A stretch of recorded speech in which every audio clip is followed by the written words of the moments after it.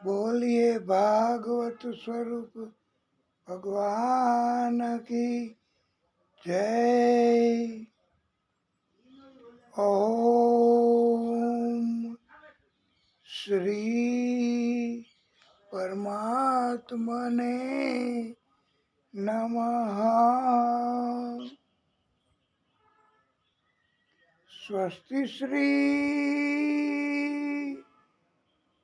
गणेशाय नमः।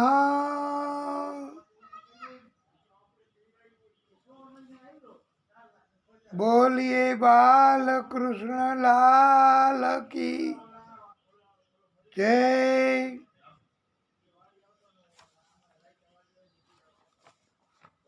पद्मासन स्थिते देवी परब्रह्म स्वरूपिणी परमेशी जगत माता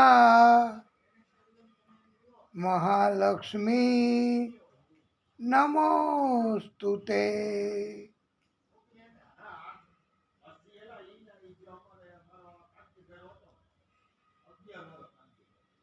नारायणं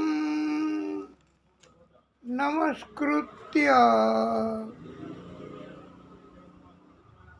नरं चैव नरोत्तमम्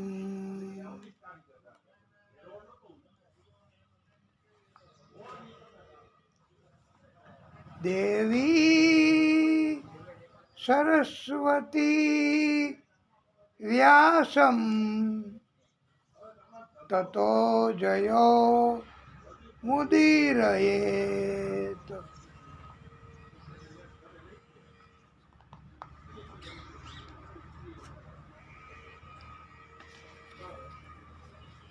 श्री शुक उवाच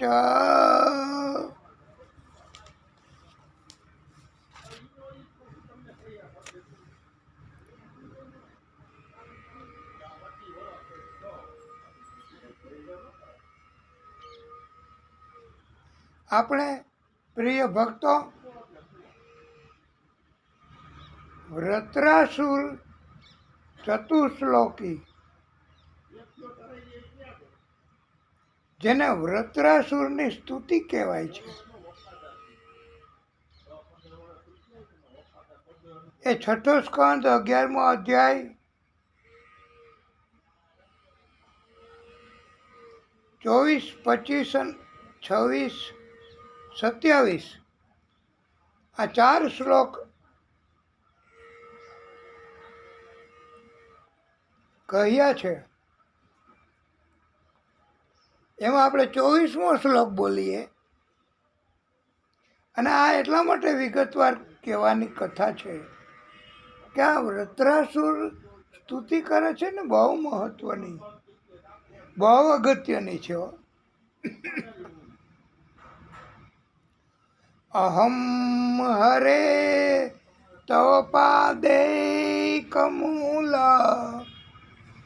દાસાનુદાસો ભવિતાસ્મિ ભૂય મનઃ સ્મરેતાસુ પતેર્ગુણાસ્તે ગૃણીત વાક કર્મ કરોતુ કાય. અર્થાત આનો અર્થ એવો થાય છે, હે પ્રભુ તમે મારા ઉપર એવી કૃપા કરો કે તમારા ચરણ કમળોના અનન્ય ભાવે આશ્રિત થયેલા તમારા સેવકોની સેવા કરવાનો મને અવસર મળે એવી તમે કૃપા કરો મારી ઉપર. હવે પછીના જન્મોમાં પણ મને એ પ્રાપ્ત થાય. હે પ્રાણ વલ્લભ, મારું ચિત્ત તમારા મંગલમય ગુણોનું સ્મરણ કરતું રહે. મારી વાણી તમારા જ ગુણગાન કરતી રહે. મારું આ શરીર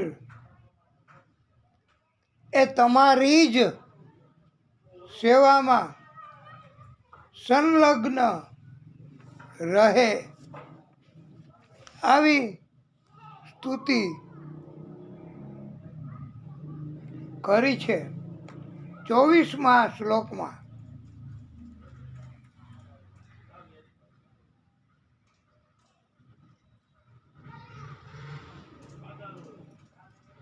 હજી આગળ પણ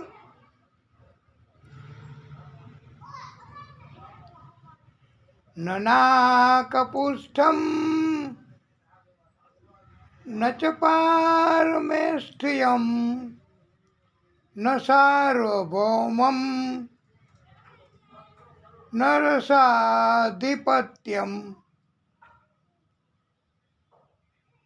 ન યોગ સિદ્ધિ પુનઃ ભવમ વા સમંજસત્વા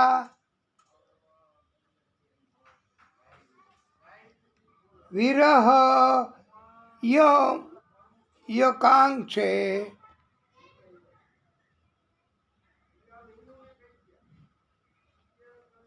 ગમે તેટલા સદ્ગુણો હોય પરંતુ પણ શરણાગતિ ન સ્વીકારીએ તો બધા જ સદ્ગુણો આપણા એક એવું ઉત્પન્ન કરે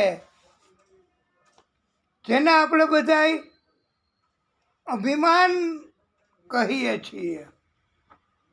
ગમે એટલા સદ્ગુણો હોય ને, જો આપણે શરણાગતિ ન સ્વીકારીએ પ્રભુની, સંતોની, બ્રાહ્મણોની, વિદ્વાનોની, તો અભિમાન ઉત્પન્ન થાય. વાલા ભક્તો, સદ્ગુણો એ નથી દેખાઈ આવતા, એની કોઈ અસર નથી થતી. અભિમાન એ બધા જ સદ્ગુણોનો નાશ કરનાર તત્વ છે. માત્ર સદ્ગુણોની કોઈ કિંમત નથી પ્રિય ભક્તો. શરણે થઈ જવાનું અને એવો ગુણ હોય એ જરૂરી છે.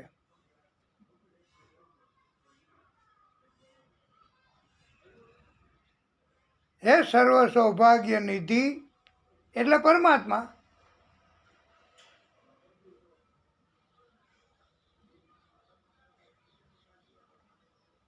હું તમારાથી વિરહ પામીને સ્વર્ગ, પછી બીજું બ્રહ્મલોક, ત્રીજું ભૂમંડળ, એનું સામ્રાજ્ય તથા રસાતલનું એકચક્રી રાજ્ય,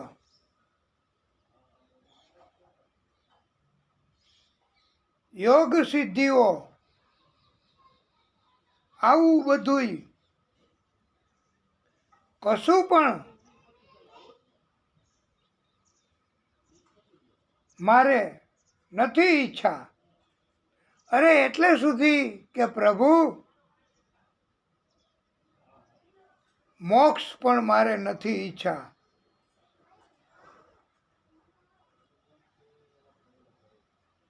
હે પ્રભુ,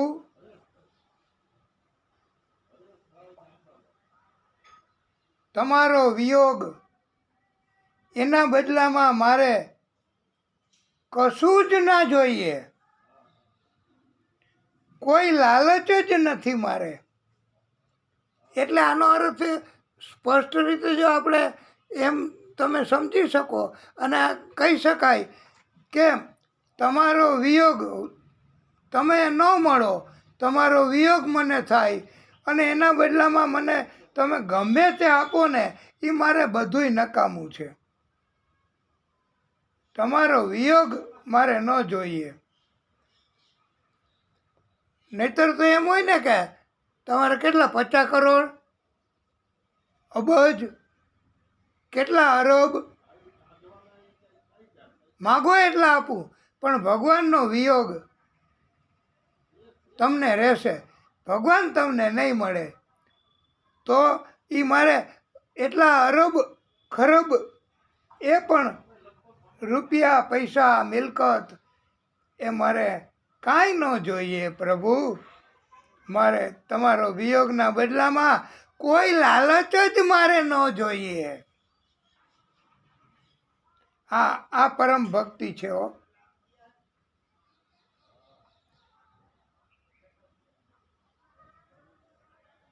અજાત પક્ષા ઇવ માતરમ ખગા સ્તનમ યમ યથા વત્સરાહ ક્ષુધાર્તાઃ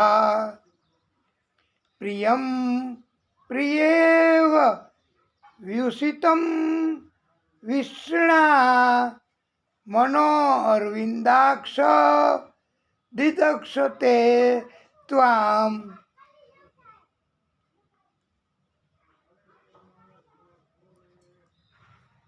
પ્રભુ, હું નાના બચ્ચા પક્ષીઓના રાહ જુએ ભૂખ્યા થયા હોય ત્યારે એની માને યાદ કરે.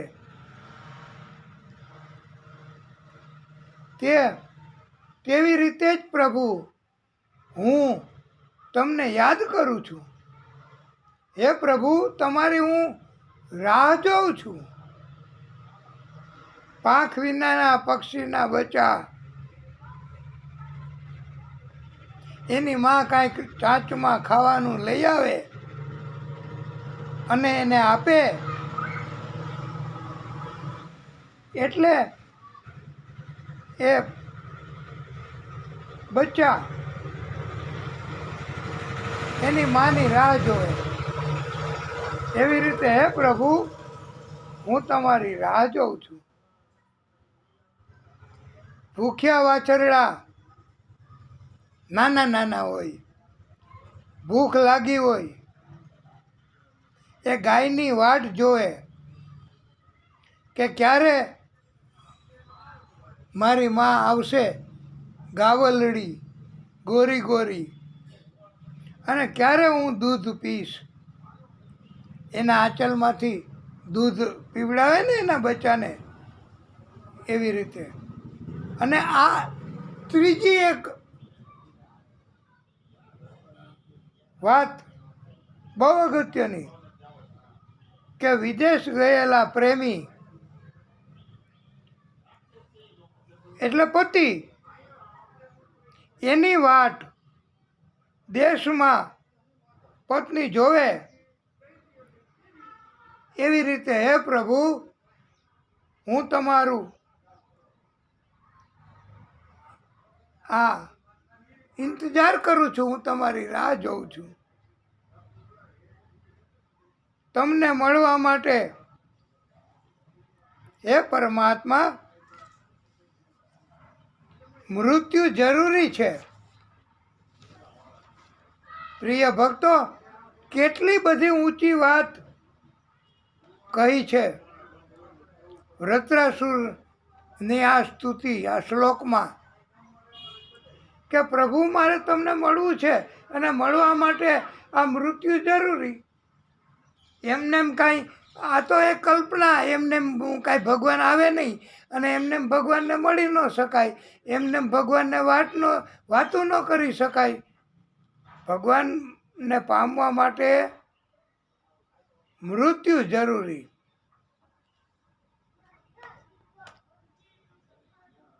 મામોત્તમ શ્લોક જનેષુ સખ્યમ સંસાર ચક્રે ભમત સર્વકર્મભિઃ ત્વન્ માયા આત્માત્મજાદાર્ગે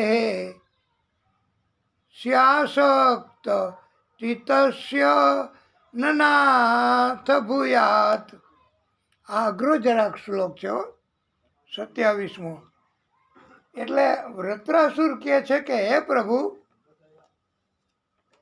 મારે મુક્તિ નથી જોઈતી.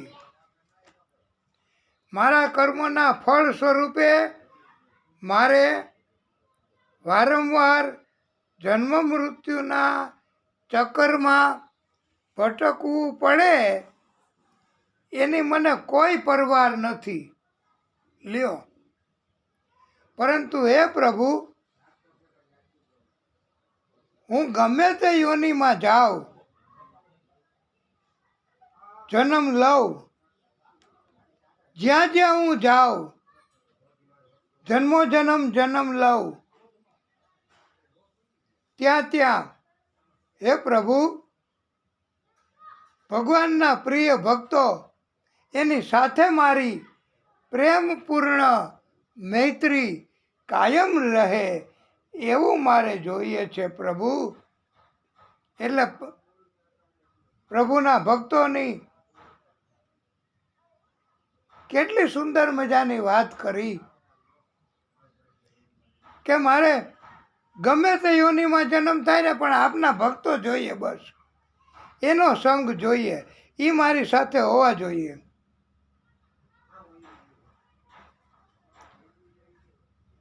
હું એવું જ ઈચ્છું છું પ્રભુ કે જે લોકો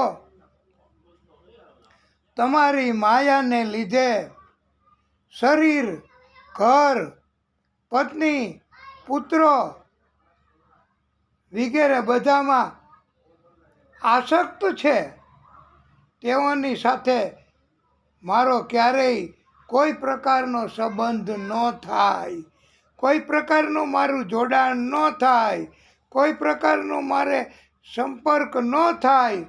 કોની સાથે? કે જે લોકો તમારી માયાના કારણથી પોતાના શરીર, ઘર, પત્ની, પુત્ર એમાં આસક્ત હોય, મારે એનો સંગ નથી કરવો. વૃત્રાસુર પાસે ઇન્દ્રનું વજ્ર પડ્યું હતું.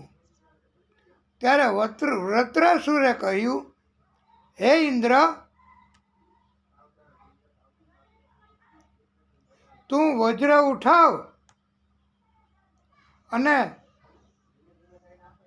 મારો વધ કર તારા શત્રુનો. વૃત્રાસુરે સામેથી કીધું કે તારી પાસે તો વજ્ર પડ્યું છે, દધીચી ઋષિના હાડકાનું બનાવેલું, એ તું ઉઠાવ હથિયાર અને મારો વધ કર. હે ઇન્દ્ર, આદિશક્તિ ભગવાન એક જ જગતના બધા જીવોની, મનુષ્યની ઉત્પત્તિ, સ્થિતિ, લય કરવા સમર્થ છે.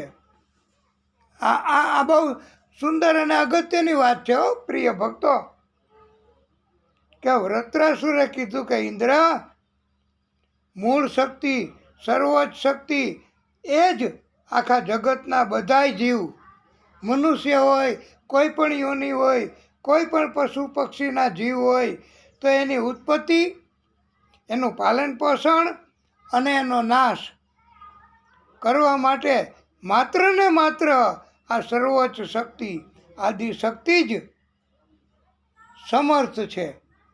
અને એના સિવાય બીજા કોઈ સમર્થ નથી. દેહાભિમાની યુદ્ધ કરવા ઈચ્છતા હોય એને હંમેશા વિજય જ મળે એવું નથી બનતું. હે ઇન્દ્ર, જેને અભિમાન હોય શરીરનું, એને યુદ્ધ કરવાથી જીત જ થાય એવું ન બને. ક્યારેક જીતે, ક્યારેક હારે છે. આ કેટલી મોટી વાત. અને કાળ બધાના વિજય તથા પરાજયનું કારણ છે. કોઈનો વિજય થાય તો એ કાળ, કાળ એટલે સમય,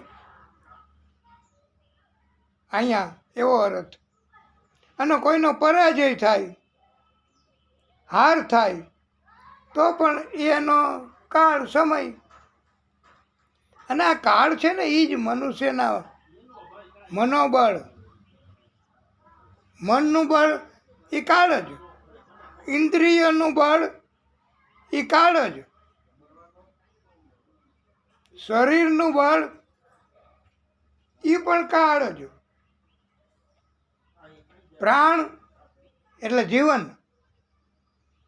જીવ, જન્મ અને મૃત્યુ, એના બધાયના રૂપમાં કાળ જ છે. ભગવાન જ સૌનું સંચાલન કરે છે એવી વાત. સૌનું એટલે બધાયનું, આખા બ્રહ્માંડનું, આકાશ પાતાળ પૃથ્વી, બધાય જીવો, બધાયનું સંચાલન, માર્ગદર્શન, નિયમન એ ભગવાન જ કરે છે. એવી વાત જે મનુષ્ય નથી જાણતો એ મનુષ્ય જ સ્વતંત્ર માને છે જીવને. વાસ્તવમાં જીવ સ્વતંત્ર છે જ નહીં. ખરા અર્થમાં જીવ સ્વતંત્ર નથી, પરતંત્ર છે. માત્ર ભગવાન જ સ્વતંત્ર છે. ભગવાન સિવાય કોઈ સ્વતંત્ર નથી હો. હા, યુદ્ધ દરમિયાન, હવે આ વાત એક જાણવા જેવી છે અને આપને યાદ રાખવા જેવી છે. અગાઉથી આપને કહી દેવું સારું. યુદ્ધ દરમિયાન વૃત્રાસુર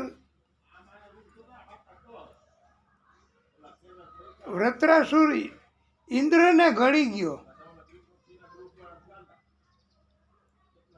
દેવો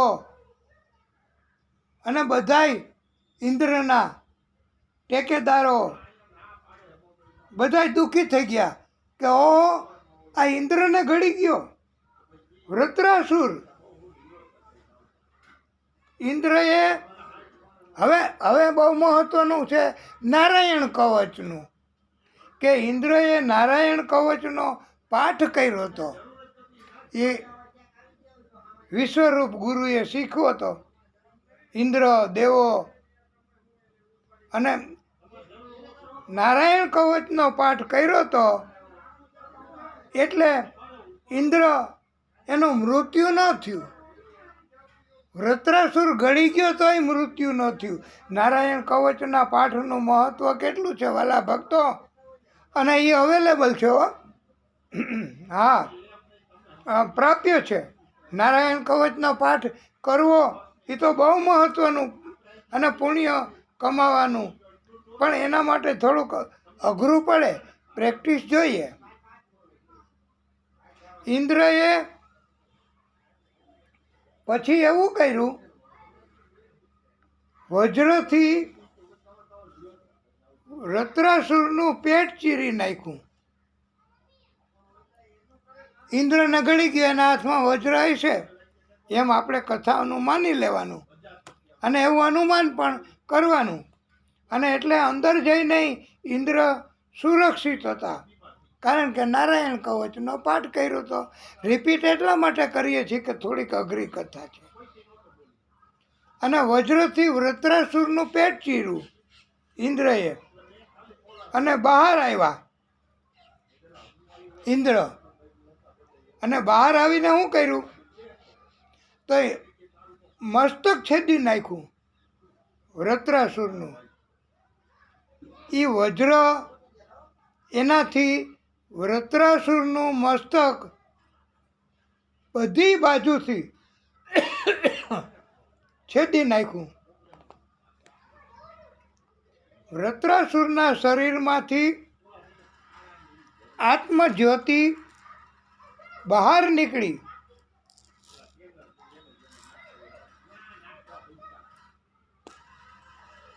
ભગવાનના સ્વરૂપ એમાં આત્મજ્યોતિ સમાઈ ગઈ અને લીન થઈ ગઈ. વૃત્રાસુરનું મસ્તક છેદાઈ ગયું ને એટલે આ જ્યોતિ નીકળી બહાર અને ભગવાનમાં ફેરવાઈ ગઈ, એના સ્વરૂપમાં લીન થઈ ગઈ. આવી રીતે વૃત્રાસુર એનું મૃત્યુ એ આ કથાના માધ્યમથી આપને કહેવામાં આવ્યું છે. અને જે કોઈ ભક્ત આ કથા સાંભળે છે પછી કહે છે, એટલે આપ શ્રોતાઓ અને અમે વક્તાઓ કે બીજા કોઈ આ કથા કહે એને એની પાસે ધન હોય, કીર્તિ હોય તો એમાં અનેક ગણો વધારો થાય છે. ઉપરાંત તમામ પાપોનો નાશ થાય છે. ઉપરાંત શત્રુ ઉપર વિજય મળે છે. જેને શત્રુ ઉપર વિજય પ્રાપ્ત કરવો હોય, શત્રુને જીતવા હોય તો એવા ઈચ્છા ધરાવનારા ભક્તોએ, એને ભક્તો તો ન કહેવાય, શત્રુને આમ હરાવવા માગતા હોય એને, પણ છતાંય આપણે તો સારી ભાષામાં કે એવા ભક્ત કે જેને શત્રુ ઉપર જીત મેળવવી છે, એણે આ વૃત્રાસુરની કથા એના 4 શ્લોક એ દરરોજ વાંચવા, કહેવા તો એને સર્વ પ્રકારે એના આયુષ્યમાં વૃદ્ધિ થાય એવું લખ્યું છે. આ પડી પાછા કહેતા નહીં કે આયુષ્ય તો જેટલું હોય એટલું જ હોય, પણ ના, ભાગવતમાં જ આવે છે કે માર્કંડ ઋષિનું આયુષ્ય અનેક ગણું વધારી દીધું છે મહાદેવજીએ. એટલે અમે કાંઈ ભાગવત સિવાયની કોઈ વાત નથી કરતા, એનું આયુષ્યમાં વધારો થાય છે. આ એનું મહત્ત્વ સમજાવીએ છીએ. પ્રિય ભક્તો, કે જે કોઈ આ વૃત્રાસુરના 4 શ્લોક, વૃત્રાસુર ચતુશ્લોકી એ સાંભળે, વાંચે, એને આટલું બધું તો મળે જ છે. આયુષ્યમાં વધારો થાય. અને એટલે સુધી કહી દીધું વાલા ભક્તો, એટલું બધું મહત્ત્વ છે આ વૃત્રાસુર ચતુશ્લોકીનું, 4 શ્લોકની કથાનું, કે એનું સર્વ પ્રકારે જે કોઈ પાઠ કરે ને આ વૃત્રાસુરના સ્તુતિના, એને સર્વ પ્રકારે મંગળ થાય છે, એનું કલ્યાણ થાય છે. બધા પ્રકારે, સર્વ પ્રકારે એટલે બધા પ્રકારે તમે એનું મંગળ જ થાય, એનું ક્યારેય અમંગળ ન થાય એમ કહેવું હોય તોય કહી શકાય, ન કહી શકાય એવું નથી. કારણ કે આની કૃપા એટલી બધી થાય છે પરમાત્માની. આ વૃત્રાસુર હતો એ આપને એટલું કહી દઈએ કે ચિત્રકેતુ રાજા હતો. એની સૌથી મોટી પ્રિય રાણી કૃતદ્યુતિ હતી. યજ્ઞના પ્રસાદથી એને પુત્ર થયો, આ રાણીને, કૃતદ્યુતિને.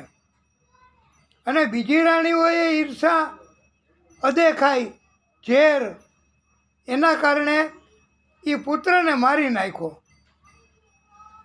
એ મૃત પુત્રને બોલાવ્યો મંત્રોથી બોલાવી શકાય હો. મંત્રમાં બહુ તાકાત છે પ્રિય ભક્તો. ચિત્રકેતુને ઉપદેશ મળ્યો કે કોણ પુત્ર કોણ પિતા, અને એ તો હતા. અને એવી માયામાં ન પડાય. એ પછી વયા જવાના. પિતા હોય પુત્ર હોય એ બધી માયા છે. અને એક રાણીને કૃતદ્યુતિને પુત્ર થયો તો એ આપણે કથા આપને સંભળાવી. તો બીજી રાણી હોય ઈર્ષા કરી અને એને માર નાખ્યો. ઈર્ષા એટલે મોટામાં મોટી ખાય છે હો. ઈર્ષા છે એનું આપને કદાચ જો ખબર ન હોય તો કોઈને સુખી જોઈને, કોઈને આનંદમાં જોઈને આપણને એની તરફ ઝેર ઉત્પન્ન થાય, દુશ્મની ઉત્પન્ન થાય, એનું અહિત કરવાની ઈચ્છા થાય, એને કહેવાય ઈર્ષા.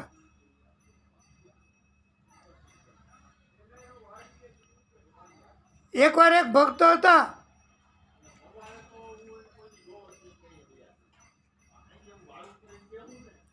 એને ઈર્ષા થઈ.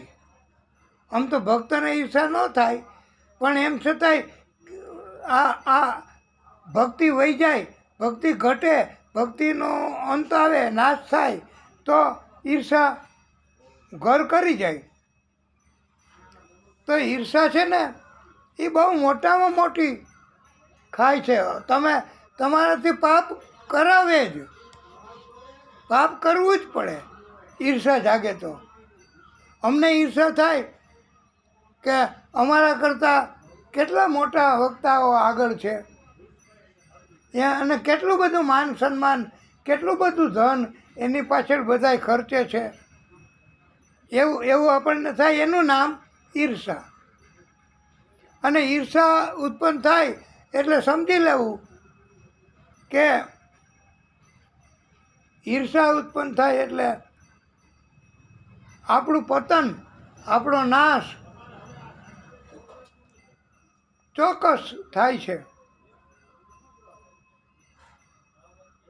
ચિત્રકેતુ એકવાર મહાદેવજીને જોયા. સિદ્ધો મુનિઓ એને ઉપદેશ આપતા હતા. અને મહાદેવજીઓ આમાં ક્યારેક કથા જમ્પ મારીને કઈ તરફ વહી જાય, એટલે એમ છતાંય અમે આપને સમજાય એવી રીતે. અને ન સમજાય તો આપ અમને ઊભા થઈને રોકીને ઊંચી આંગળી કરશો એટલે અમે રોકાઈ જઈશું. અને સવાલ કરજો કે મને અદા આવડી આ કથામાં બરાબર નથી સમજાણું, તો અમે સમજાવવાનો પ્રયત્ન કરશું. એટલે ચિત્રકેતુ રાજા એણે એકવાર ગયા અને એણે જોયું કે મહાદેવજી મુનિઓ, સિદ્ધો એ બધાય લોકોને ઉપદેશ આપતા હતા. અને ત્યારે મહાદેવજી ઉપદેશ આપતા હતા ત્યારે એના ખોળામાં પાર્વતીજી બેઠા હતા. આ તો ભગવાન, એને કાંઈ વિકાર કે એને કાંઈ એવું હોય નહીં. આ કાંઈ અત્યારનો કળિયુગ કે ચલચિત્ર કે ફિલ્મ નથી કે આજ સોમવાર હે તો તુમકો મુझसे પ્યાર હે. ના ના ના ના ના ના ના ના, આ કાંઈ આવી વાત નથી. એમ આ તો બહુ દિવ્ય કથા છે વાલા ભક્તો. અને મહાદેવજી એને કદાચ એમ હોય કે સમાધિ ઉપદેશ આપવામાં, તો પાર્વતીજી ખોળામાં બેઠા હતા. ત્યારે ચિત્રકેતુ રાજા એણે નિંદા કરી અને પાર્વતીજીએ શ્રાપ આપ્યો. એમ કોઈને જોઈ, કોઈ સંતો, કોઈ ભક્ત, કોઈ બ્રાહ્મણ, કોઈ મહાદેવ, કોઈ ભક્ત, કોઈ એવા હોય તો એને જોઈને એના કર્મ, એના કૃત્ય, એની નિંદા ન કરાય, એની ટીકા ન કરાય કાંઈ જાણ્યા વગર. કોક એમ કે એનું હમણાં ફરી ગયું છે હો મગજ, તો કાંઈ જાણ્યા વગર વિચાર્યા વગર કોની વાત છે એ કે હા મને એવું લાગ્યું તું લે આવું ચિત્રકેતુએ કર્યું કે મહાદેવજી અને પાર્વતીજીની નિંદા કરી કે આ મહાદેવજીએ કાંઈ આવું કરાય, આ કાંઈ મહાદેવજી કહેવાય? પાર્વતીજીને ખોળામાં રાખ્યા અને ઉપદેશ આપે છે. એટલે આ મહાદેવજી પરમાત્માનું પ્રાગટ્ય, કોઈ પણ સ્વરૂપ પરમાત્માનું એ બધુંય પરમ તત્વ છે. અને એ સમાધિ અવસ્થામાં જ મોટે ભાગે રહેતા હોય છે. અને એ પૃથ્વી ઉપર ભક્તોની ઈચ્છા પૂરી કરવા માટે જ આવતા હોય છે. માટે જાણ્યા વિચાર્યા વગર ક્યારેય કોઈની ટીકા નિંદા ન કરવી. આ મહાદેવજીની નિંદા કરી ચિત્રકેતુ રાજાએ.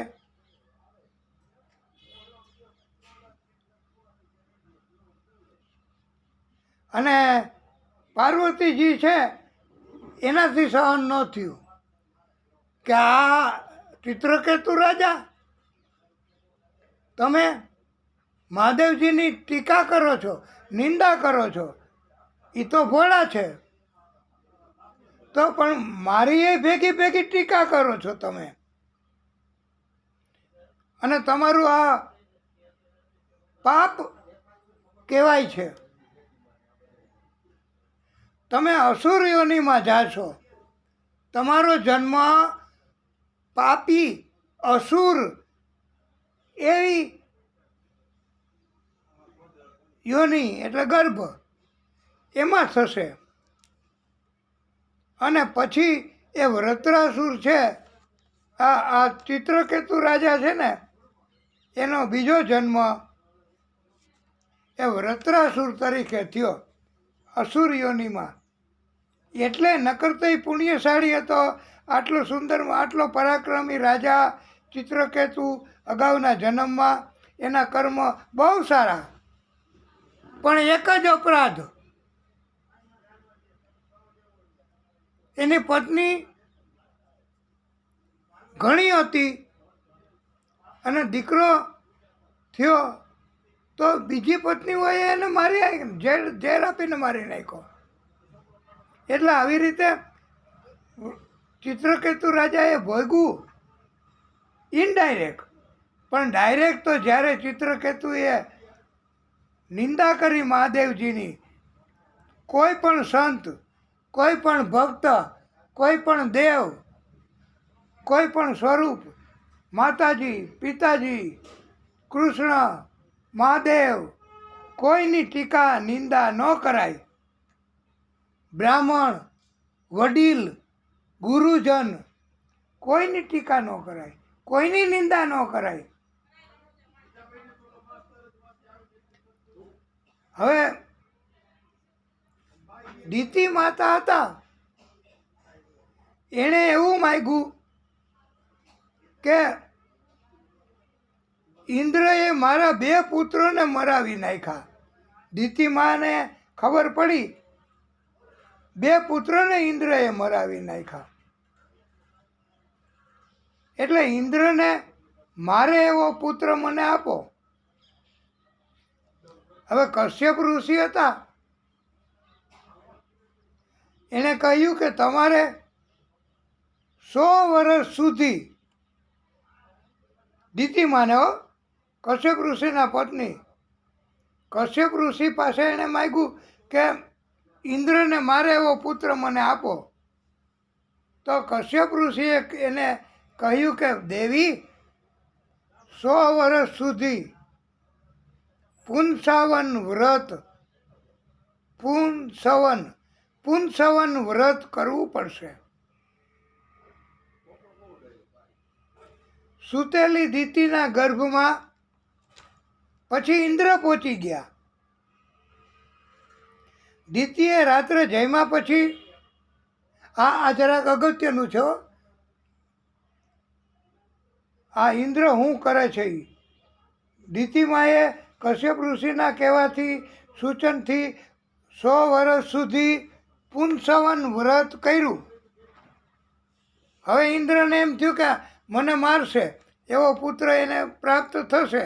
એટલે શું થયું કે ઇન્દ્ર હવે એની પાછળ પડી ગયા, દિતિ પાછળ. અને દિતિ એને એકવાર ઇન્દ્રને તક મળી ગઈ.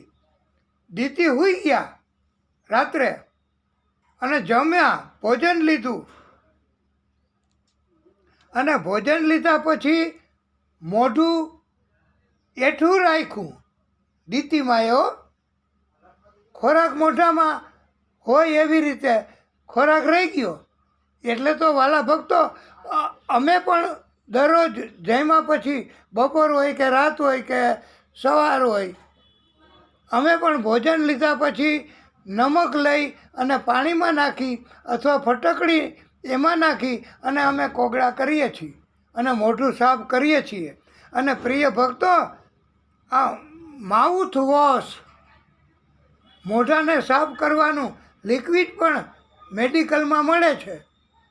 એની અમને માહિતી છે એટલે આપને કહીએ છીએ કે દિતિમાએ જમ્યા પછી રાત્રે મોઢું સાફ બરાબર ન કર્યું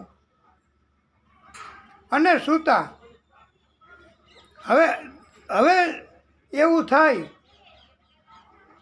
કે ઇન્દ્ર નહીતર તો જઈ ન શકે. દિતિ એટલે એ આટલું મોટું તપ કર્યું હોય, એને યોનિમાં એના ગર્ભમાં કાંઈ જઈ હગાય? એટલે મોઢું એકવાર ખોરાકવાળું રહી ગયું હતું દિતિમાનું, હજી ફરીવાર રિપીટ કરીએ છીએ. એટલે ઇન્દ્ર એના ગર્ભમાં જઈ શક્યા દિતિમાના. ઇન્દ્રએ ગર્ભના 7 ટુકડા કર્યા. બોલો, આ ઇન્દ્ર પણ કેવું કેવું કરે છે. હજી આગળ ઘણી કથા આવશે હો ઇન્દ્રના પરાક્રમ. ઇન્દ્ર જેને હોય એને મારી નાખવામાં જ સમજે છે. એમ કહો ને કે ઇન્દ્રનો કોઈ શત્રુ બને તો ઇન્દ્ર એને મારવા બધું કરે, જે થતું હોય એ બધું કરે. હવે આના કળિયુગમાં એમ કહેવાય કે સામ દામ દંડ ભેદ. ઇન્દ્રએ દિતિમાના ગર્ભમાં જઈ અને એનો જે શત્રુ હતો પુત્ર, એને મારે એવો એના 7 ટુકડા કરી નાખ્યા.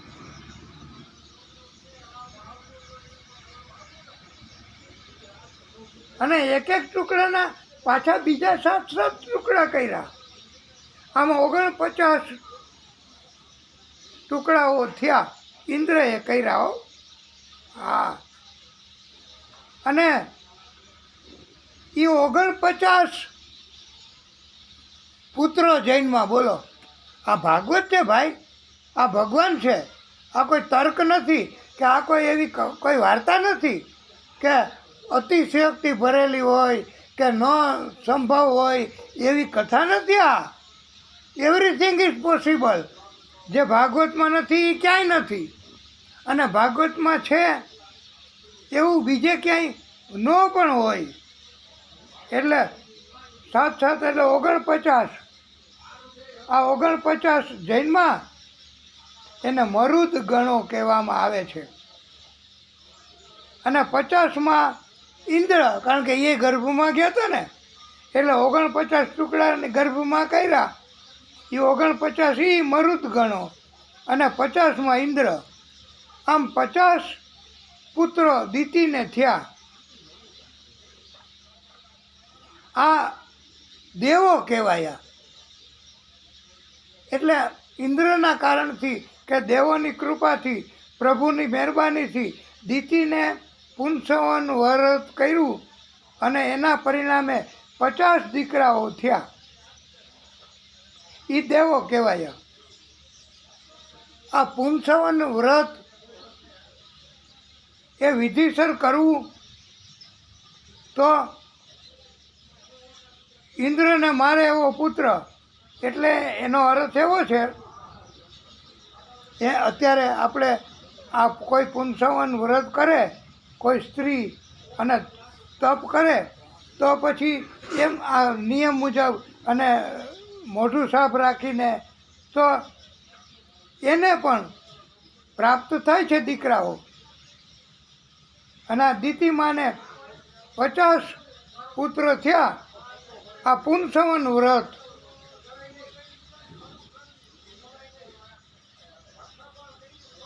એમાં પુંસવન વ્રતનો વિધિ એ પણ થઈ શકે હોય, એ મળી શકે છે. ઇટ ઇઝ ઓલ્સો પુંસવન વ્રતનો વિધિ એ પણ અવેલેબલ છે, મળી શકે એમ છે પ્રિય ભક્તો.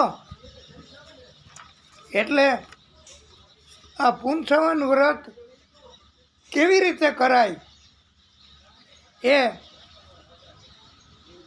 તમને આ મોબાઈલના માધ્યમથી મળી શકશે. આ તમે લખશો યુટ્યુબમાં પુંસવન વ્રતનો વિધિ, આ ભાગવત કથા મુજબ કે એમ ગમે તે જે લખાતું હોય એ રીતે, તો તમને પણ પ્રાપ્ત થશે આ વિધિ.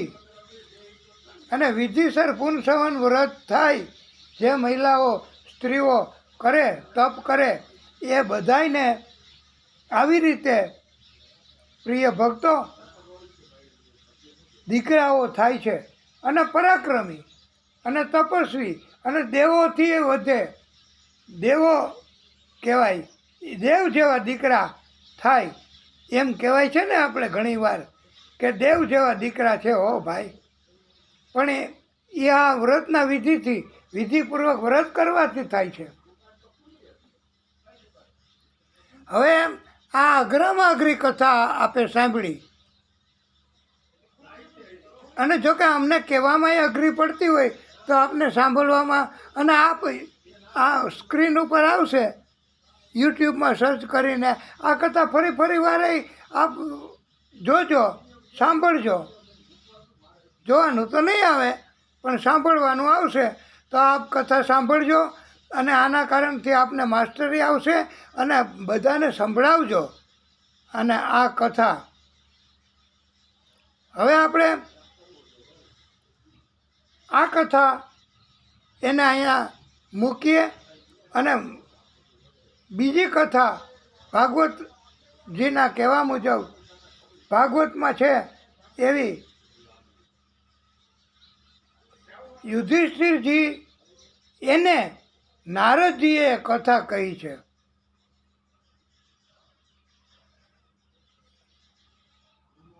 સુખદેવ પ્રભુ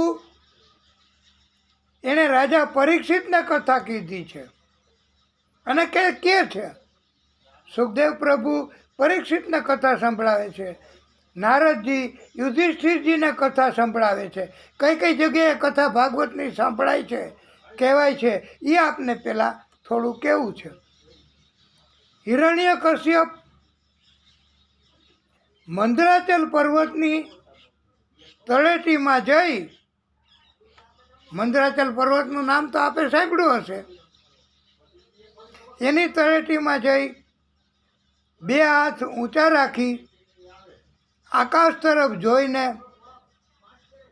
આ હિરણ્યકશ્યપ પગના અંગૂઠાની ઉપર ઊભો, એને આપણે જોકે તુકારે ન બોલાવાય, એ તપસ્વી છે હિરણ્યકશ્યપ. આ બધા તપ કરીને અને પછી અત્યાચાર જુલમ કરે એટલે પછી એનું મૃત્યુ આવે જ ને. બ્રહ્માજીએ કહ્યું એવું દારૂણ તપ કર્યું, પગના અંગૂઠા ઉપર ઊભા. દારૂણ એટલે કઠિન. સ્વર્ગના દેવો બ્રહ્માજી પાસે ગયા અને બ્રહ્માજીને કીધું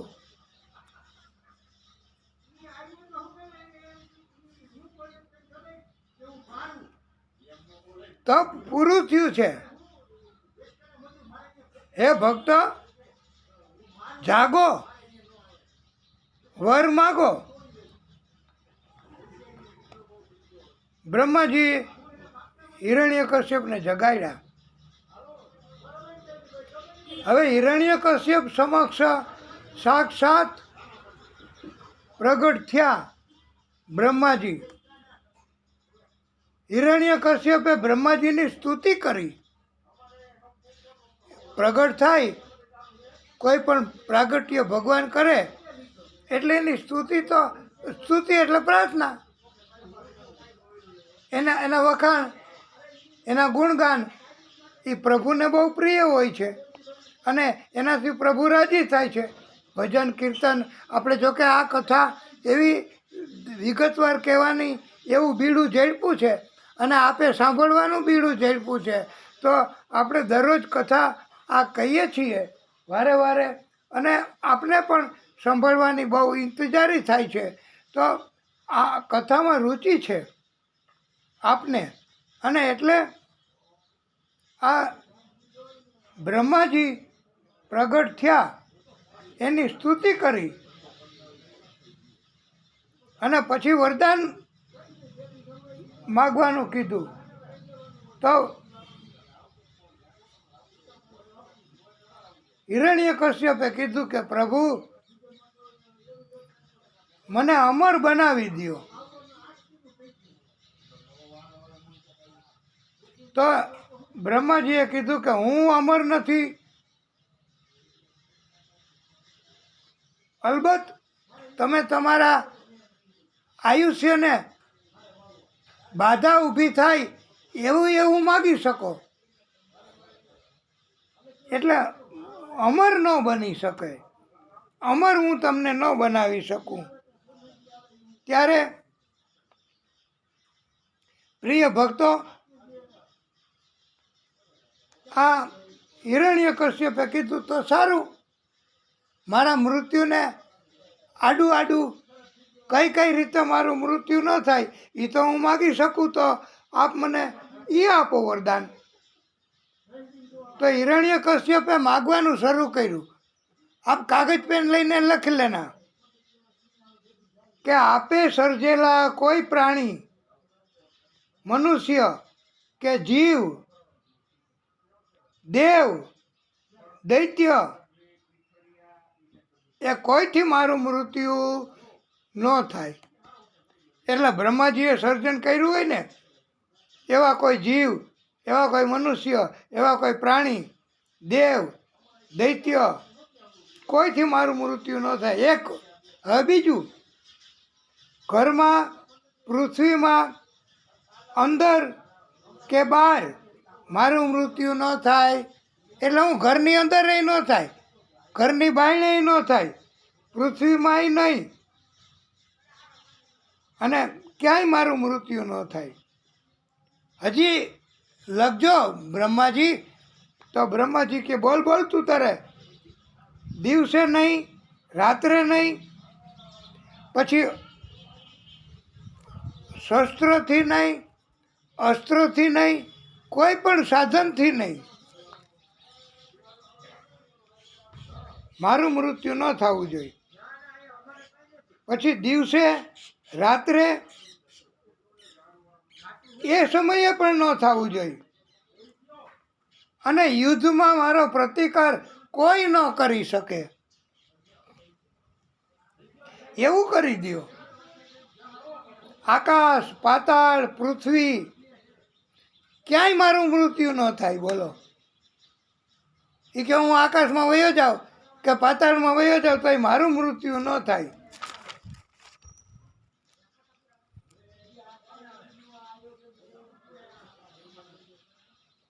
મહાસમ્રાટ મને બનાવી દો. લ્યો, આમાં કાંઈ ઘટે? કેટલું માગશે હજી?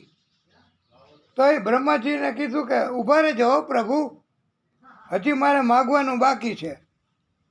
તો એ કે તું તારે બોલ તે તપ કર્યું છે, તું જે માગીશ એ રીતે હું તને આપીશ વરદાન. ઇન્દ્ર લોકમાં, સમસ્ત બધાય લોકમાં જેવો મહિમા, જેવું મહત્વ એ પ્રભુ તમારું છે. બ્રહ્માજી તમારું છે. જેવું મહત્વ, જેવી કીર્તિ, જેવું બળ, જેવું મહત્વ, એવું મહિમા મારો કરી દો. આ બ્રહ્માજીને હારોહાર જેને રહેવું છે. બોલો, તપસ્વીઓ, યોગીઓ,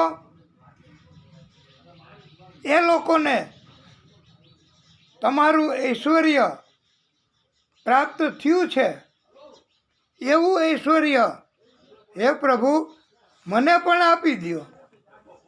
લ્યો,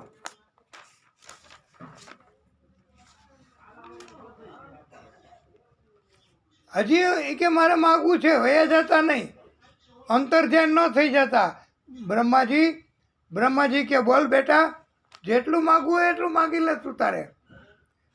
હવે હજી વધારે માગે છે કે આપના બનાવેલા 12 મહિના હોય તો એ 12માંથી એકેય મહિનામાં હું ન મરું. કારતક, માગસર, પોષ, મા, ફાગણ, ચૈત્ર એકેય મહિનામાં ન મરું. આવી રીતે જેટલા સંજોગો આ પૃથ્વી ઉપર ઘટે, બને, પ્રાપ્ત થાય અને મૃત્યુ જેનાથી થાય એ એકેયથી મારું મૃત્યુ ન થાય એવું છેલ્લે માગી લીધું. લ્યો, હવે તો ભગવાન માટે અઘરું. આમ તો જો કે ભગવાન માટે કાંઈ અઘરું છે જ નહીં હો. ભગવાન ધારે એ કરી શકે એટલે તો ભગવાન એમ ન કહે કે આ મારાથી નહીં થાય, મને માફ કરો. ભગવાનથી બધું જ થાય. બધું એટલે બધું જ, એવરીથિંગ. એમાં આવી ગયું ને બધું, કે હજી આપને સમજાવીએ. હા, બધું એટલે બધું. હા, મૃત્યુ એનું થાય જ નહીં એવું મગાઈ ગયું બધું. હવે કોઈ ન મારી શકે, આને કોઈ હરાવી ન શકે, હિરણ્યકશ્યપને. અને બ્રહ્માજી પાસે ગયા બધાય કે આ રાક્ષસ, આ હિરણ્યકશ્યપ, એના તો જોવો તો ખરા પ્રભુ, આ કેટલા અત્યાચાર, કેટલા જુલમ, કેટલી હિંસા, કેવું કરે છે. અને એ તો આપને તો કથાની ખબર છે ને, પછી આ કથા ઘણી વાર તમે સાંભળી હશે કે પછી એણે કીધું કે હું ભગવાન છું, મારું જ નામ લેવું બધાએ. પોતાની જાતને ભગવાન ઓળખાવા માંડ્યો. અને હવે શું થયું કે જેને કોઈ ન પહોંચે, આટલો જુલામ, આટલો ત્રાસ કોઈ ન પહોંચે ને ભગવાન તો પહોંચે. એ વાત તો આપણે સાચી ભાઈ, એ વાત તો આપણી ભક્તો અમે માનીએ છીએ. પરંતુ જેને કોઈ ન પહોંચે એવી કહેવત છે ને આપણે અત્યારના સમયમાં, કળિયુગમાં, અમુક વર્ષ પહેલાંથી અમુક વર્ષોનો નિચોડ નિર્ણય, એનું નામ કહેવત. તો જેને કોઈ ન પહોંચે એને પેટ પહોંચે, એમ કહેવાય છે. તો આ હિરણ્યકશ્યપને આ કથામાં આપને સાંભળવા મળશે કે એનો દીકરો આદિશક્તિ હતી, મૂળ શક્તિ, સર્વોચ્ચ શક્તિ. એણે આકાશવાણી કરી અને કહ્યું કે હું આ દૈત્યને ખતમ કરવાનું કરું છું. ત્યારે તો માંડ બધાને રાહતનો દમ થયો, થોડોક વિશ્રામ થયો, થોડીક ચિંતા હળવી થઈ. કારણ કે બધાય બીવા માંડ્યા, આકાશ, પાતાળ, પૃથ્વી બધાય ધ્રુજવા માંડ્યા. આનાથી બધાય ડરવા માંડ્યા, બધાયને બીક લાગવા માંડી કે હવે અમારે જીવવું કેવી રીતે. આ જેમ કહે છે કે હું ભગવાન, અને તમે મારું જ ભજન કીર્તન કરો, મને જ પગે લાગો. તો આકાશવાણી થઈ. જ્યારે આપણે પહેલાંની કથામાં કીધું ને, અને આપણે નોંધ કરી હશે કે યદા યદા હિ ધર્મસ્ય ગ્લાનિ ભવતી ભારત. જ્યારે અધર્મ એ મર્યાદા બહાર થવા માંડશે ને, ત્યારે એમ કીધું છે, વચન આપ્યું છે પ્રભુએ, આદિશક્તિએ, સર્વોચ્ચ શક્તિએ કે હું પ્રાગટ્ય કરીશ અને મારા ભક્તોને, સાધુને, સંતોને, બ્રાહ્મણોને બધાયનો બચાવ કરીશ અને આ દુષ્ટોનો નાશ કરીશ. એમ આકાશવાણી થઈ. બોલો, આના અત્યાચારથી, હિરણ્યકશ્યપના એટલા અત્યાચાર કે બધાય ડરવા માંડ્યા ને ત્યારે એને આશ્વાસન મળે બધાને કે હું પ્રગટ થવાનો છું, માટે મારા ભક્તો તમે કોઈ ચિંતા નહીં કરતા અને તમને કોઈને કાંઈ કરી નહીં શકે ત્યાં સુધી હું તમારું રક્ષણ કરીશ. આમ આકાશવાણી થઈ. તમે થોડોક સમય માત્ર રાહ જુઓ અને ભક્તિના કાર્યો તમે કર્યા કરો. આવી આકાશવાણી થઈ. બોલો, હવે આપે ક્યારેય કથામાં એવું સાંભળ્યું હતું કે આવી આકાશવાણી થઈ હતી? પણ આ તો ભાગવતજી મેં લીખા હે ભાઈ, તો ભાગવતજીના શ્લોક છે અને આમાં આવું લખેલું છે. તો એ આપને કથા, અને ઉતાવળ નથી ને તો આપણે, અને અમારે ઉતાવળ નથી હો, એટલા માટે કે અત્યારે આપણે આ દૈત્યને મારવો છે એવું તો પાકું જ. મોડું થાય તો ભલે થાય, સંધ્યા ટાણે ન મરે તો આપણે સંધ્યા વહી જાય પછી રાત્રિ શરૂ થાય ત્યારે મારશું, પણ આપણે કથાના માધ્યમથી એને આજે મારવો છે એ તો પાકું જ છે. હિરણ્યકશ્યપની પત્ની કયાધુને ઇન્દ્ર ઉપાડી ગયા. આપને જો રુચિ હોય તો જ સંભળાવી હો કથા, કારણ કે હજી કથા છે એ કલાક આવશે તો આપને વાંધો નથી ને. હાજી હા તો ભલે, કારણ કે ઇન્દ્રનું કાવતરું, ઇન્દ્રની કથા, આપણે ઇન્દ્રનું બહુ નામ લીધું હો કથાના માધ્યમથી, કે જેને હોય એને ઇન્દ્ર માર નાખે. ઇન્દ્રને વાંધો પડે, ઇન્દ્રને ન ગમે, હવે એને ઇન્દ્ર માર નાખે. પોતાના જ ગુરુને મારી નાખ્યા, પોતાના ગુરુના અપમાન કર્યા. હવે આ ઇન્દ્ર, હવે એની વાત જુઓ તમે.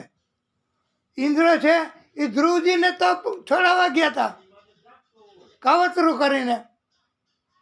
ઇન્દ્ર તમે જો તો ઇન્દ્ર અને પાછા ભગવાન દેવો એ બધા ઇન્દ્રને મદદ તો કરે જ છે. જો હવે ઇન્દ્રએ તો એવું કર્યું ઉપાય આ ભગવાન માટે કે ઇન્દ્ર, એની પત્ની હતી ગર્ભવતી હિરણ્યકશ્યપની, એને ઉપાડી ગયા ઇન્દ્ર. અને ઇન્દ્રએ કીધું કે આની પત્ની હિરણ્યકશ્યપની ગર્ભવતી છે તો એ જન્મ આપશે તો રાક્ષસના કારણથી જન્મેલો હોય એ રાક્ષસ જ થાય ને. એટલે એની પત્નીને ઉપાડી અને એને ગર્ભવતી હતી એને જ કે મારી નાખું. એટલે કે ન રહેગા વાસ ન બજેગી બાંસુરી. તો પણ ભગવાન નારદજીની આ ઉપસ્થિત થયા. દેવર્ષિ નારદ નારાયણ નારાયણ નારાયણ કરતા કરતા, અને નારદજી એમણે ઇન્દ્રને રોક્યા કે ઇન્દ્ર, તમે કેમ માની લીધું કે આ રાક્ષસની પત્ની રાક્ષસને જ જન્મ આપશે? એવું તમે શેના ઉપરથી માની લીધું? તમે આ પૃથ્વીનું સંચાલન કરો છો, તમે આકાશ પાતાળ બધાને સર્વોપરી સર્વોચ્ચ દેવ છો. તો ઇન્દ્ર કે ના. તો પછી તમે એવું અનુમાન કેમ કરો છો કે જે પરમાત્માને જ અધિકાર છે કે કોના ગર્ભમાં કોણ છે અને કોણ કેવો જન્મ પામશે અને કોણ પછી આગળ વધશે જન્મીને? તો પછી તમારે આને મારાય નહીં.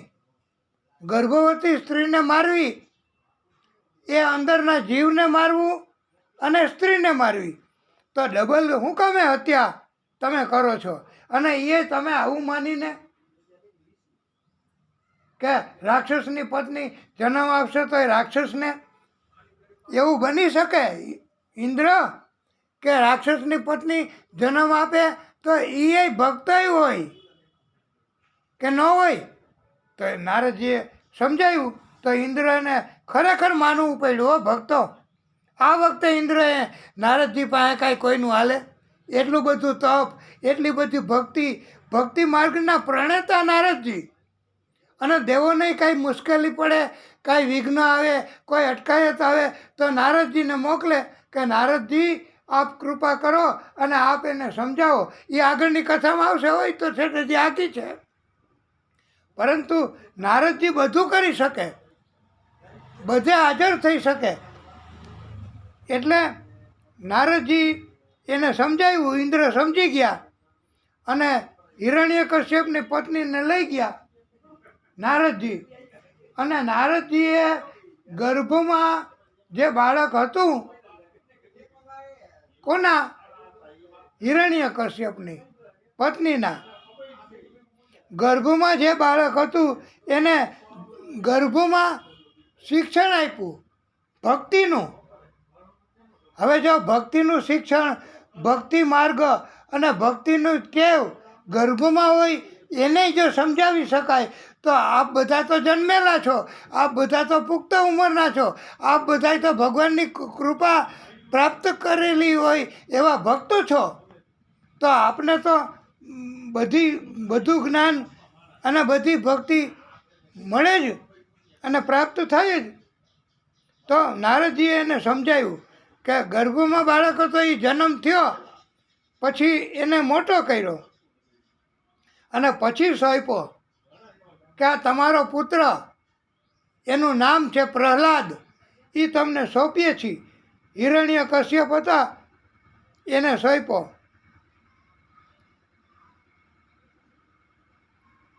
નારદજીએ કયાધુને પછી વરદાન આપ્યું. કેવું? ઈચ્છા પ્રસૂતિનું વરદાન, કે જ્યારે જ્યારે ઈચ્છા થાય ત્યારે તમે પ્રસૂતિ કરાવી શકશો આ બાળકની, એવું હું તમને વરદાન આપું છું. એટલે 100 વર્ષ તો ગર્ભમાં રાખી મૂક્યું બાળકને. પછી 5 વર્ષ ગર્ભ મોટો થયો ગર્ભમાં અને પછી એને જન્મ આપ્યો. એટલે પ્રહલાદજીની જન્મ વખતે ઉંમર કેવડી હતી એમ કોઈ પૂછે, આ બહુ અઘરો પ્રશ્ન હો. અરે ઘણીવાર અમને વક્તાઓને નથી ખબર હોતી કે હવે એ જોઈને કહીશ ભાગવતમાં. અને અમે તો વાલા ભક્તો, અમને કથામાં રુચિ, અમને કથામાં રસ, અને અમને કથા આપને સમજાવવી અને નવી નવી કથાઓ કેવી વાંચી, લખી અને શીખીને, એટલે તો અમે આપને સમજાવ્યા માટે જ આ કથા.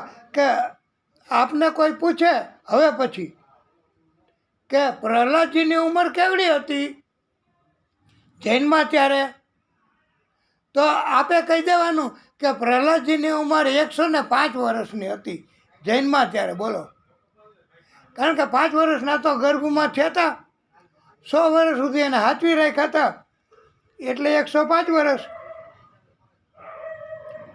અને ભગવાને દર્શન આપ્યા હતા ગર્ભમાં આ બાળકને, પ્રહલાદજીને.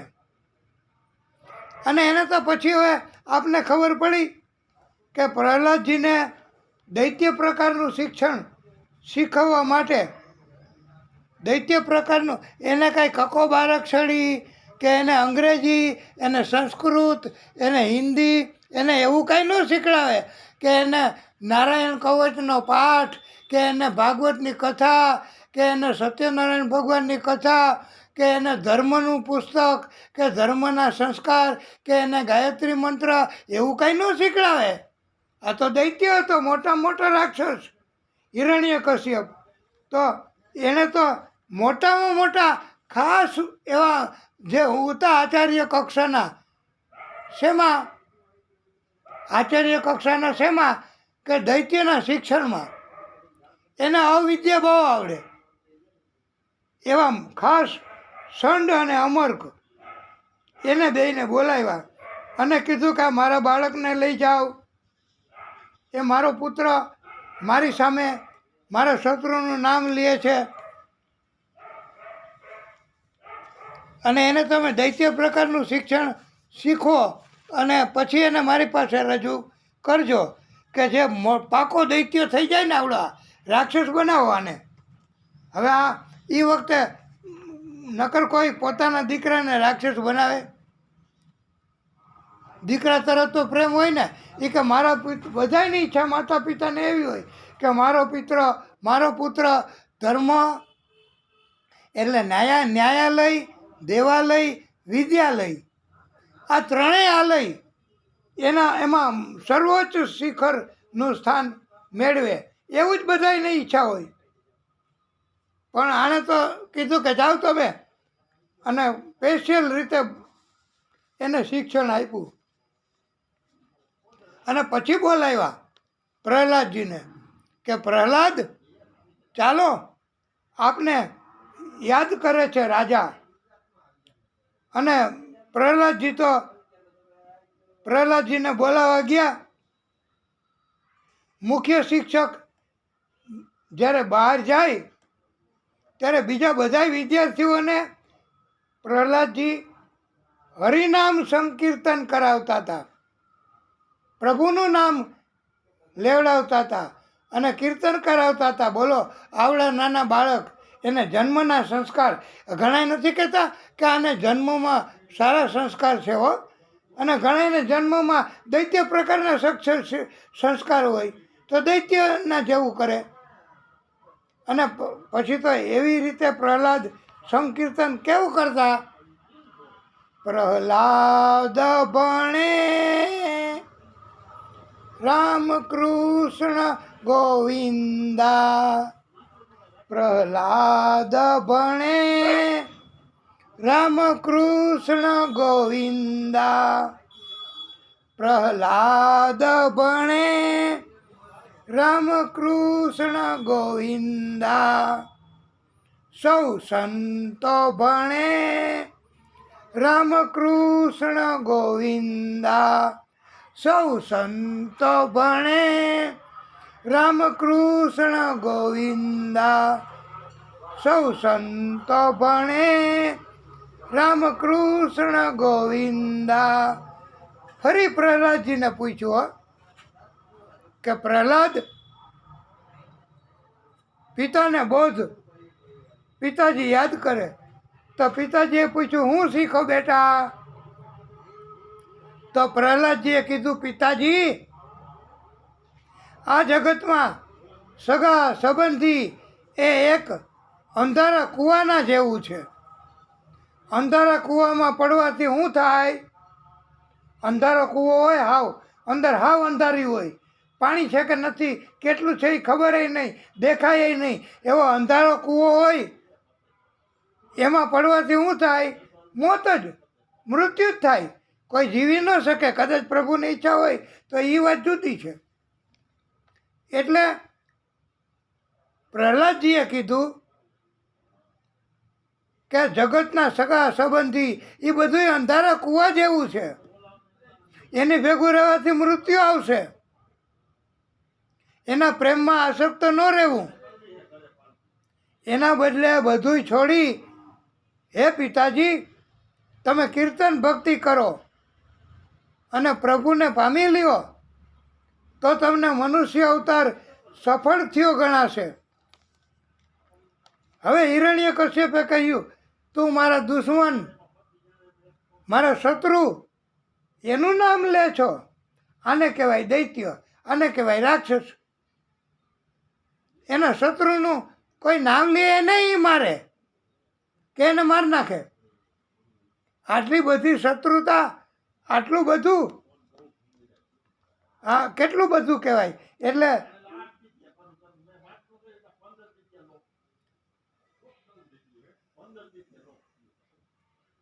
અને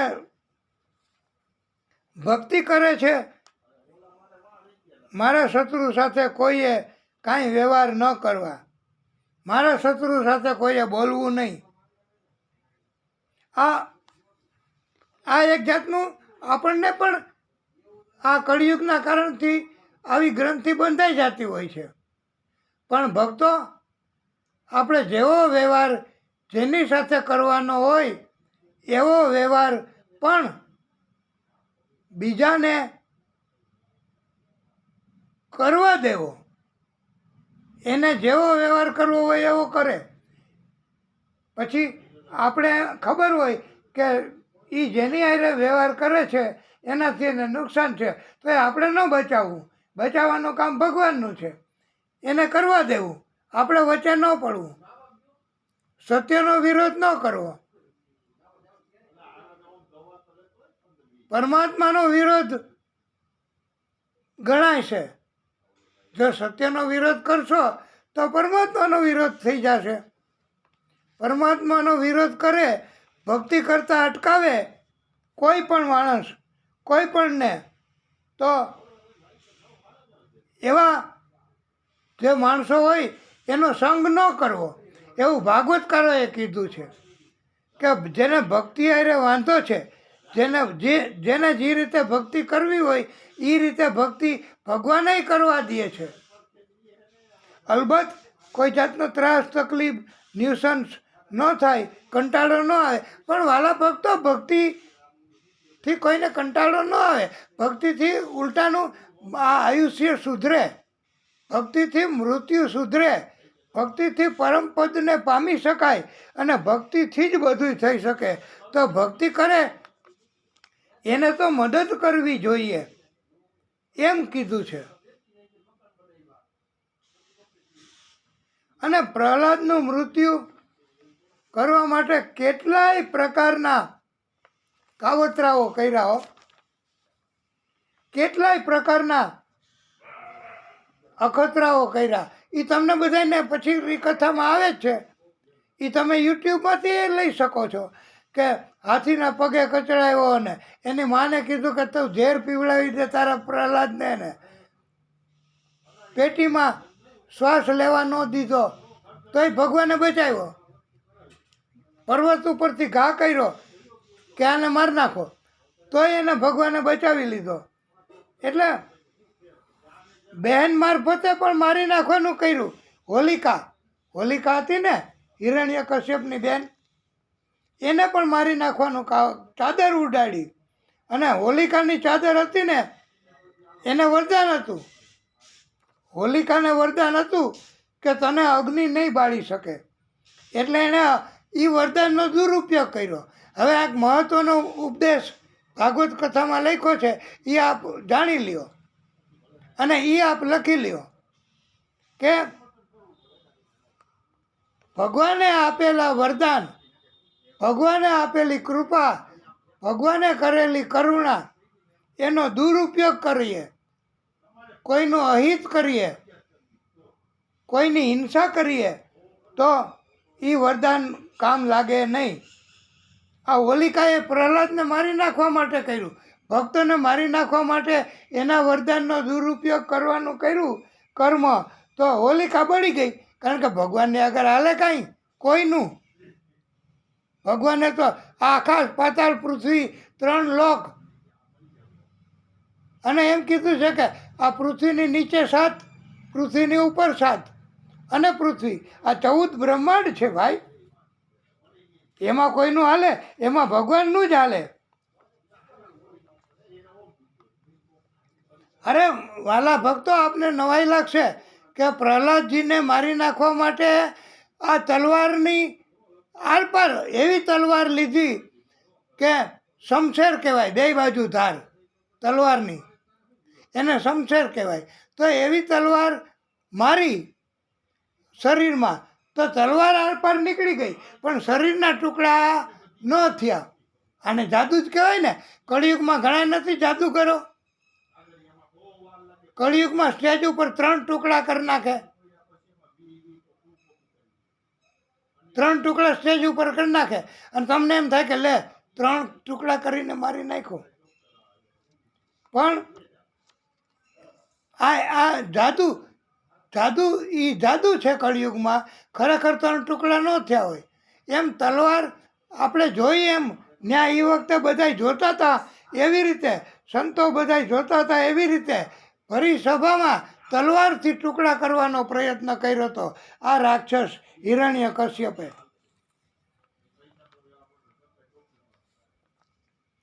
અને છતાંય એનું શરીર કપાતું નહોતું. કાચની પેટીમાં જળમાં ડૂબાડીને શ્વાસ ન મળે એવું કરવાનું કર્યું હતું. વાલા ભક્તો, આપને ખબર છે ને, અમુક વર્ષ પહેલાં વાયરસ એવો રોગ હતો, એવો રોગ નીકળ્યો હતો કે કોઈને શ્વાસ ન મળે અને ઓક્સિજનના બાટલાના ભાવે કેટલા બધા કાળા બજારમાં લોકો લઈ રાખતા હતા. એ આ ભગવાનનો કોપ નહીં તો બીજું હું. આપણે કથા સાંભળીએ નહીં, પણ બીજાને સાંભળવાય ન દઈએ. તમે જો કથા સાંભળો છો એવી રીતે તમે બાજુવાળાને જો કથા સાંભળવા ન દો તો એ પાપ જ કહેવાય ને.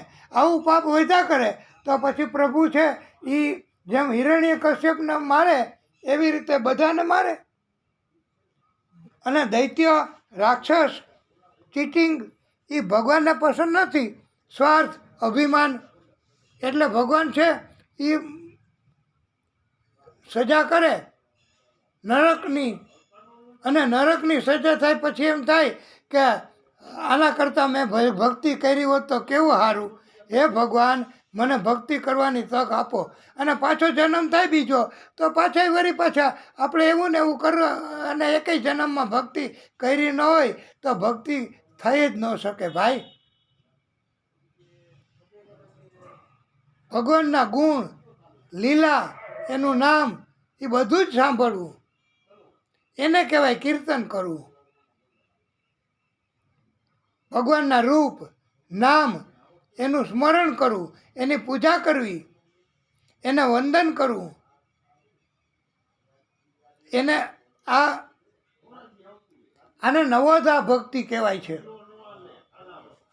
નવોધા ભક્તિમાં સૌથી વહેલી ભક્તિ સાંભળવી, બીજી કીર્તન કરવી, ત્રીજું સ્મરણ કરવું, ચોથું પૂજા કરવી, છઠ્ઠું અર્ચન કરવું એટલે ચંદન, પછી સાતમું વંદન, આઠમું દાસ્ય ભાવ રાખવો, અને નવમું આત્મનિવેદન. આ નવોધા ભક્તિ એ પ્રહલાદજીએ શીખવી છે ભાઈ. નવોધા ભક્તિ, આ 9 પ્રકારની ભક્તિ એ આપ જાણી અને લખી અને નોંધી લેજો. અને ઘણી કથામાં અમને ટાઈમ ન હોય, એટલો બધો સમય હોય નહીં, અને એટલું બધું કોઈને સાંભળવામાં કથા કરાવતા હોય છતાંય એ કે અમારે મોડું થાય, અદા જલ્દી તમે કથા પૂરી કરો. એટલે અમારે પછી ટૂંકી કથા કહેવી પડે, કારણ કે ત્યાં તો 7 દિવસમાં કથા પૂરી કરવી. અને અહીંયા તો તમે બધાય બહુ તત્પર છો, તમને બધાને બહુ રુચિ છે, કથા સાંભળવી જ છે તમારે. એટલે અને ગમે તે રીતે ખુરશી ઉપર બેસીને, સોફા ઉપર બેસીને, કે હુતા પગ લાંબા કરીને બધી છૂટ. પણ આવી રીતે તમે કથા સાંભળો. એટલે આપણે આ કથા વિગતવાર વિસ્તારથી સંભળાવીએ છીએ, અને તમને પણ સાંભળવામાં રસ પડે છે.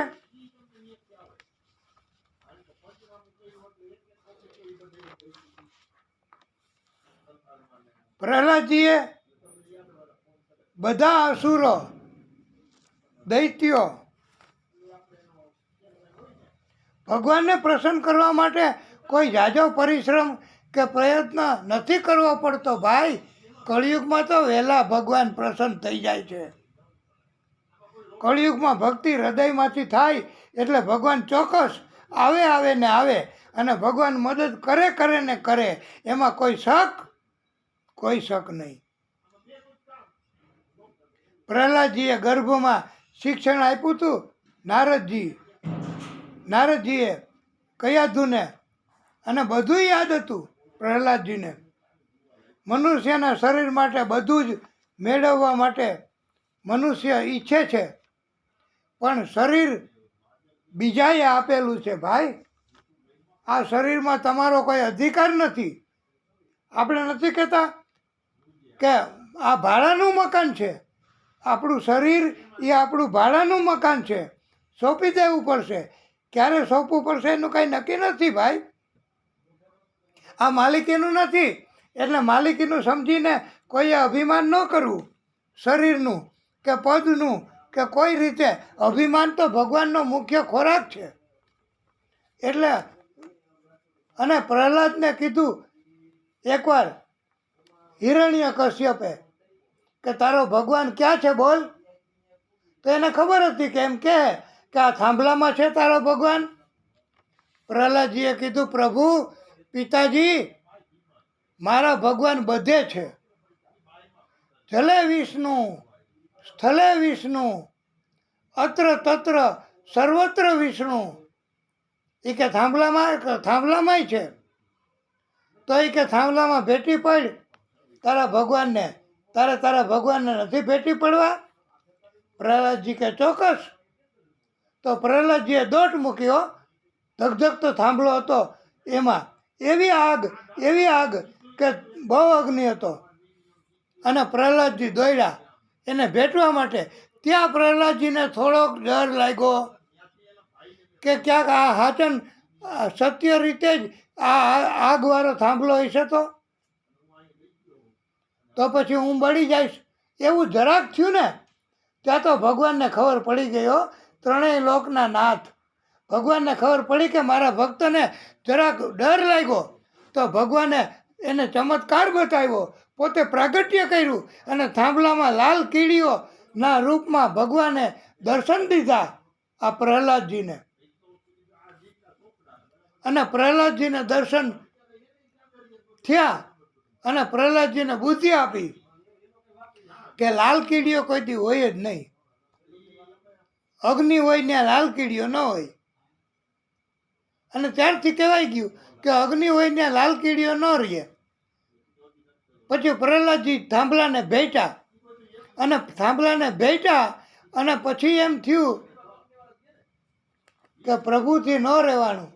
અને થાંભલો ઊભો ફાટ્યો. ઊભો થાંભલો હતો ને એના ઊભા બે ભાગ થયા. અને અંદરથી પરમાત્મા અડધું નર અડધું સિંહ એના સ્વરૂપે પ્રાગટ્ય કર્યું.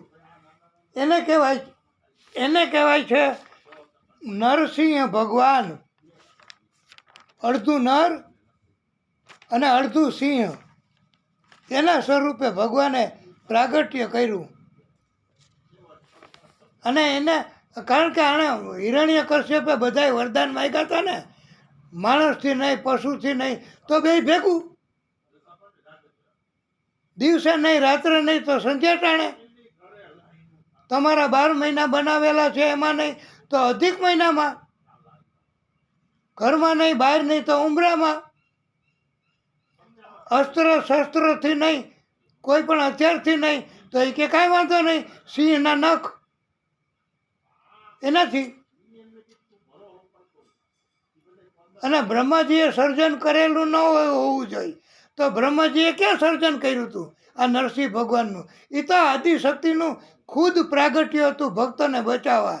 અને આદિશક્તિએ પ્રગટ થયા અને કયો અવતાર લીધો? નરસિંહ અવતાર. અને બધાએ નરસિંહ ભગવાનની સ્તુતિ કરી. એ કે આ કેવું સ્વરૂપ, અડધું નર અડધું સિંહનું. અને એને કીધું નરસિંહ ભગવાન.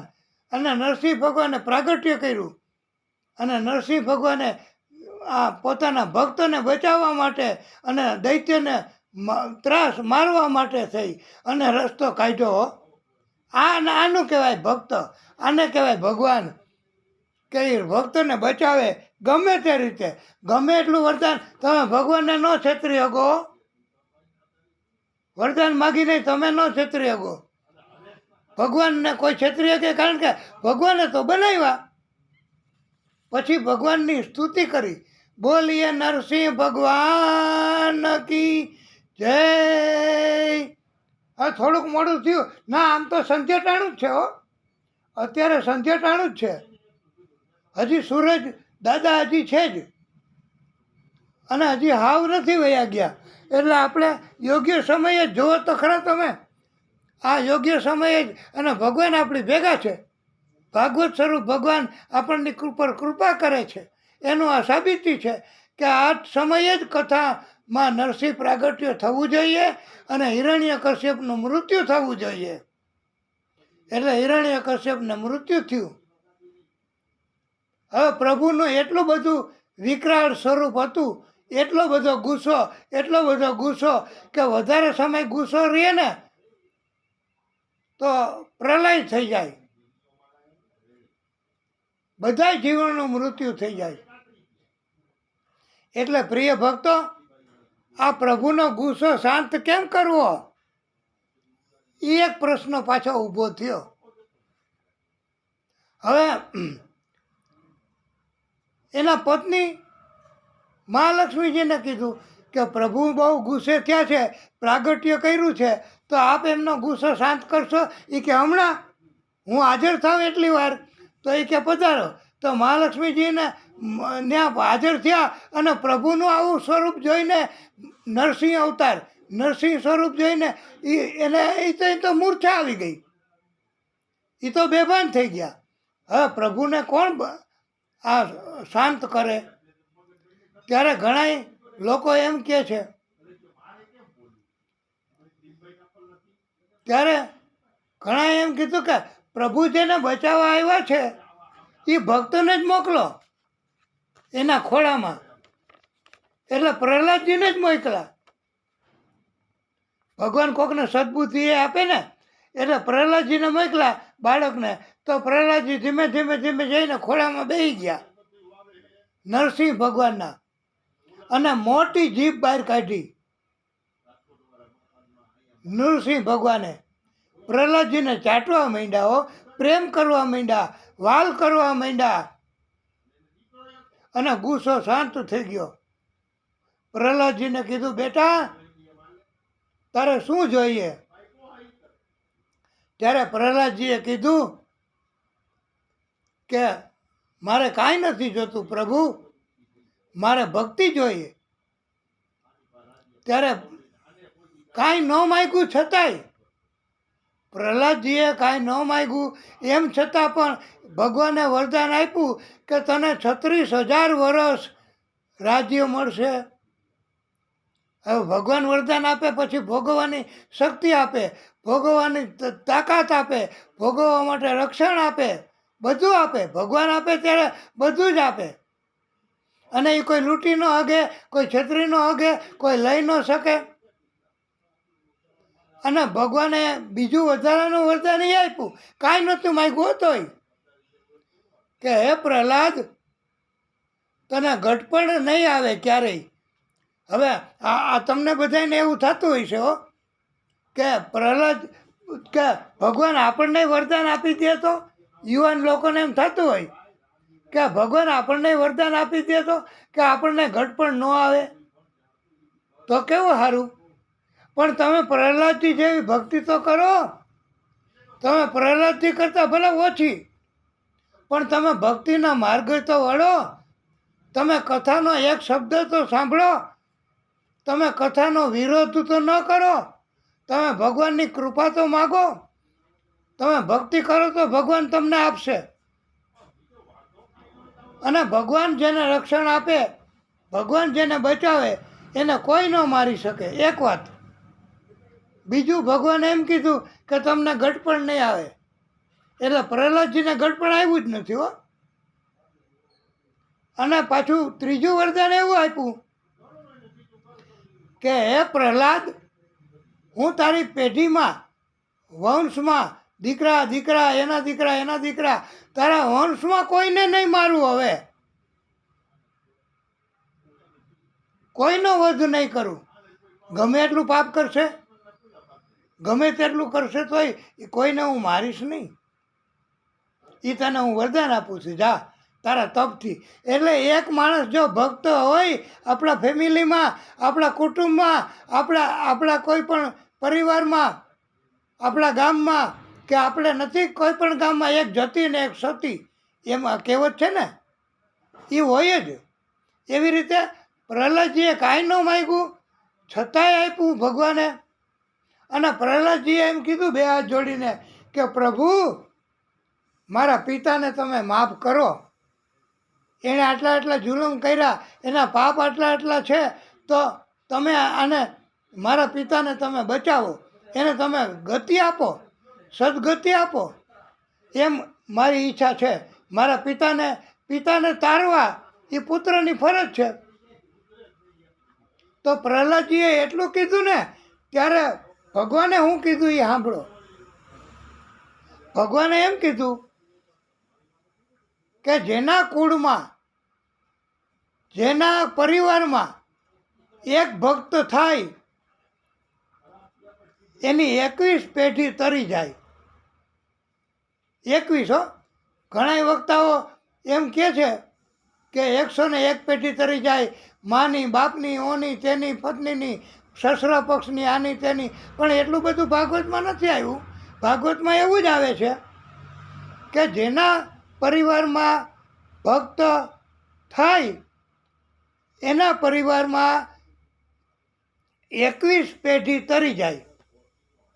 21 પેઢી કઈ કઈ? તો ભાગવતમાં કહ્યું છે, પંડિતોએ કહ્યું છે કે 7 પેઢી પોતાની. એટલે દાખલા તરીકે મેં ભક્તિ કરી હોય તો અમારી 7 પેઢી, તમે ભક્તિ કરી હોય તો તમારી પોતાની 7 પેઢી, પછી તમારી માતાની 7 પેઢી, તમારા પિતાની 7 પેઢી, થઈ ગઈ ને 21. એટલે તમે તમારી ભક્તિના કારણથી તમારી 7 પેઢી તરી જાય, તમારા માતા પિતાની એ 7 પેઢીઓ તરી જાય. એટલે મોસાળની 7, પિતાની 7, એમ 21 પેઢી તરી જાય. આવી સુંદર મજાની કથા અને ભગવાનનું પ્રાગટ્ય અને નરસિંહ અવતારની કથા, અને ભગવાને આપણો સંકલ્પ તો પૂરો કરાવ્યો. પ્રિય ભક્તો, ભગવાને આપણી ઉપર એટલી તો કૃપા કરી જ કે ભગવાને આપણી ઈચ્છા પૂરી કરી. અને આપણે કથા એમાં નરસિંહ પ્રાગટ્ય આજે કરાવવાનું હતું આપણે, તો નરસિંહ ભગવાનનું પ્રાગટ્ય પણ થયું. અને એક મોટામાં મોટો દૈત્ય એને રાતમાં જીવાડાય નહીં. એટલે હિરણ્ય કશ્યપને આપણે સંધ્યા ટાણે જ ભગવાને ગોઠવી દીધું. સંધ્યા ટાણે જ આપણે હિરણ્ય કશ્યપને મારી અને વધ આપણી કથાના માધ્યમથી કર્યો. એ ભગવાનની કૃપા કે એ આપણા બધાના સંકલ્પ કે ભગવાને આટલું સુંદર મજાનું કાર્ય કર્યું. ભગવાન આપણી હારે છે અને ભગવાન આપણને મદદ કરે છે, એમાં કોઈ શંકા નથી. અને આપણે કથા હજી પણ ભગવાનની કૃપા દરરોજે દરરોજ, હવે આ કથા છે એનું આપણે ચિંતન કરશું, એનું મંથન કરશું. અને આપણે હવે પછી કથાને વિરામ આપણે આપીએ આ કથાને વિરામ આપીએ ત્યારે પછી નવરા પડીને આપણે નીંદ ન આવે ત્યાં સુધી આ કથાનું આપણે ચિંતન કર્યા કરવું અને ભગવાનને યાદ કર્યા કરવા. તો ભગવાનની કૃપા આપણી ઉપર થશે. અને આપણે આ કથાને હવે વિરામ આપીએ છીએ. અને બોલીએ ભાગવત સ્વરૂપ ભગવાન કી જય.